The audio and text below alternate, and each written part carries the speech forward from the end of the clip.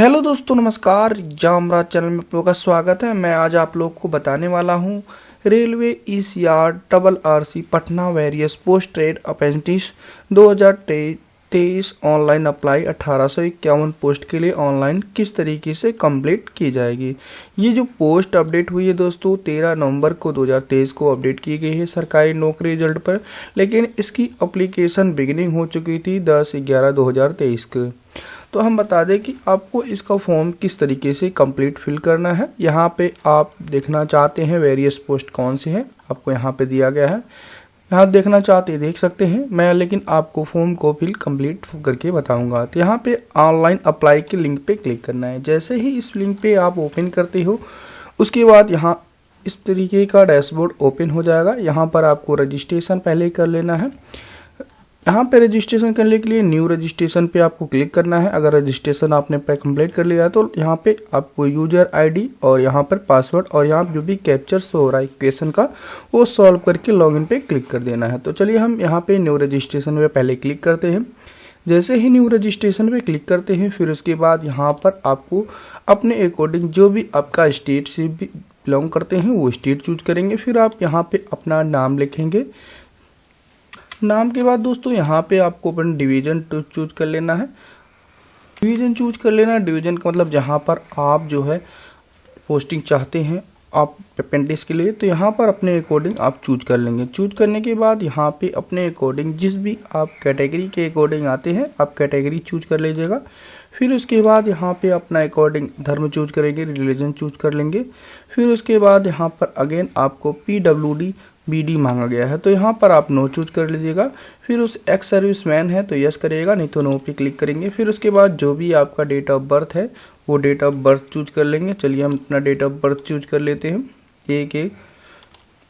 जैसे ही date of birth choose करेंगे फिर उसके बाद ऑटोमेटिकली यहाँ पे कैलकुलेट होके आ जाएगा कि डेट ऑफ बर्थ आपकी कितनी हुई के अकॉर्डिंग आप कितने ईयर के हुए हैं।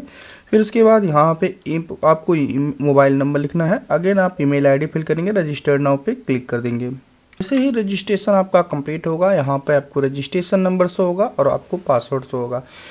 यहाँ आपका ईमेल आईडी और मोबाइल पर दोनों सेंड कर दिया गया है। इसे कॉपी करके आप नेक्स्ट पे आप पेज लॉगिन कर सकते हैं या तो आप इसे सेव कर सकते हैं।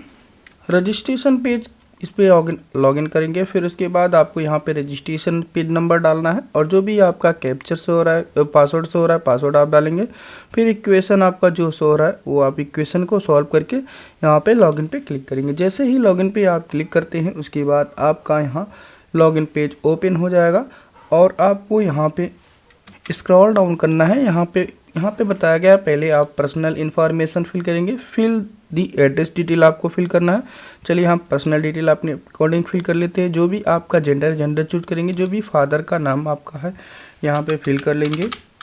और फिर उसके बाद अगेन आपको आधार नंबर डालना है और फिर उसके बाद आपको यहाँ पे नेशनैलिटी चूज करनी है। फिर अगेन आपके अगर बॉडी में कोई मार्क है मार्क को मेंशन करना है। जो भी आपकी बॉडी में जैसे फेस कटिंग मार्क हो गया कुछ भी हो गया आपको यहाँ पे मेंशन करना है। और आपको सेकेंड अगेन आपको बॉडी में कोई मार्क दे रखा है तो वो आपको टाइप कर लेना है। तो जैसे कि यहाँ पे हेड कटिंग मार्क है या तो लेग कटिंग मार्क है, जो भी आपके बॉडी में कोई भी मार्क होगा मार्क यहाँ पे लिख लेंगे। फिर अगेन आपको यहाँ पे विलेज आपको लिख लेना है परमानेंट एड्रेस में एंड यहाँ पे अपने विलेज एंड पोस्ट एक साथ लिखिएगा। फिर उसके बाद यहाँ पे अपने अकॉर्डिंग जो भी डिस्ट्रिक्ट है स्टेट चूज कर लेंगे। स्टेट चूज करने के बाद अपने अकॉर्डिंग आपका जो भी डिस्ट्रिक्ट लगता है आपको यहाँ पे चूज कर लेना है। चलिए यहाँ पे डिस्ट्रिक्ट चूज कर लेंगे। फिर उसके बाद जो भी आपका एरिया का पिन कोड है आपको यहाँ पे मेंशन कर देना है। फिर उसके बाद अगर दोनों सेम है तो यहाँ पे इसको फिल करिएगा तो ऑटोमेटिकली ये फिल हो जाएगा।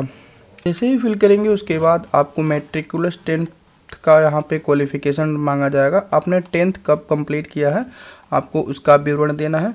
फिर उसके बाद जिस भी बोर्ड से आपने पास किया है बोर्ड यहाँ पे लिख लेना है।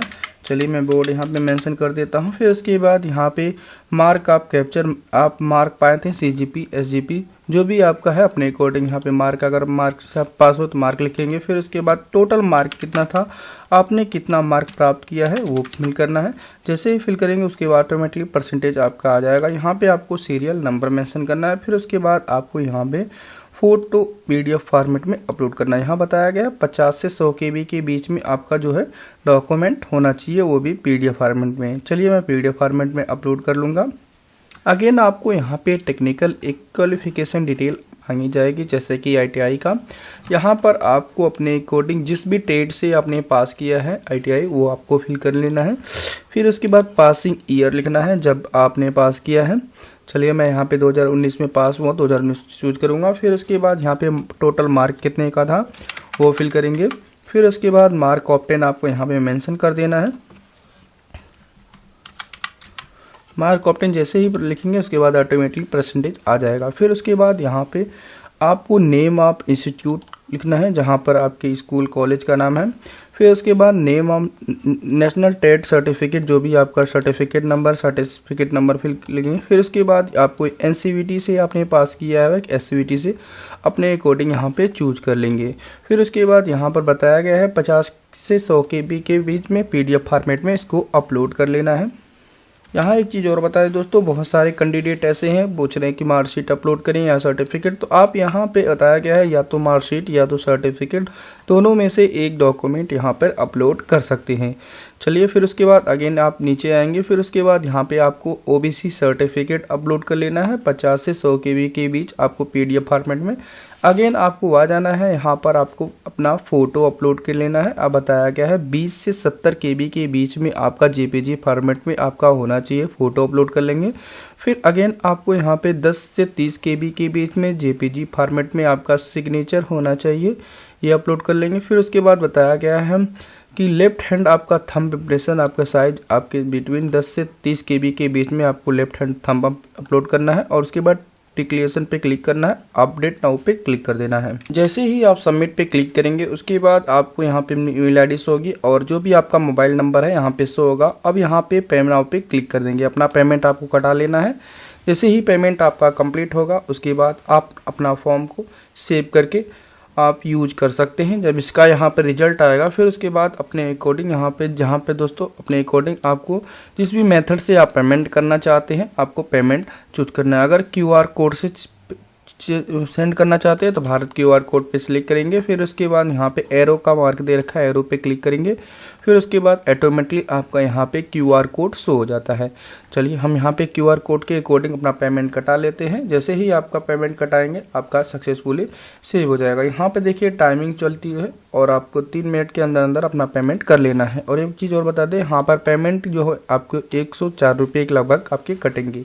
तो यहाँ पर आपको अपने अकॉर्डिंग अपना पेमेंट कर लेना है। जैसे ही पेमेंट कंप्लीट होगा आपका अप्रेंटिस का फॉर्म कंप्लीट हो जाएगा। ओके, थैंक यू दोस्तों, बाय।